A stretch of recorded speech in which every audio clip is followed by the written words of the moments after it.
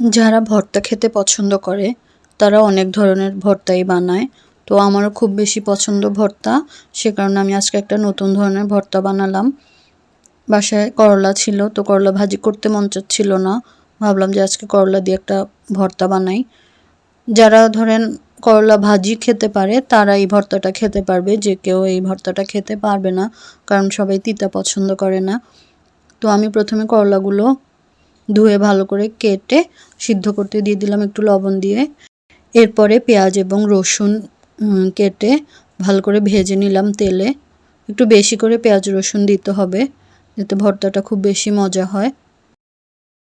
ভালো করে একটু হালকা লাল করে ভেজে নিয়েছি।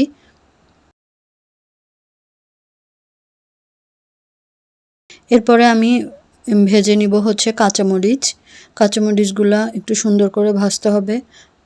কাঁচামরিচ ভাজতে গিয়ে অবশ্যই আপনারা কাঁচামরিচগুলোর পেছন সাইডটা একটু কেটে নেবেন, না হয় কাঁচামরিচ ফুটে অনেক বেশি গায়ে আসতে পারে। আমি তো পুরো ইয়েটা দেখাইনি, কিন্তু কাঁচামরিচ ফুটে আমার গায়ে এসেছে। এরপরে আমি এখানে নিয়ে নিয়েছি ধনিয়া পাতা, যে কোনো ধনিয়া পাতা দেওয়া যাবে। আমি এখানে বিলাতি ধনিয়াটা দিয়েছি। এই যে আমি সবগুলো, এই যে করলা সিদ্ধ করে নিয়েছি, তারপরে পেঁয়াজ রসুন মরিচ এবং ধনিয়াগুলো ভেজে নিয়েছি। এবার বেটে নিব। প্রথমে একটু শক্ত যেই উপকরণগুলো সেগুলো বাটবো। সবই এখানে নরম, অপেক্ষাকৃত শক্ত মরিচটা একটু ভালো করে বেটে নিচ্ছি।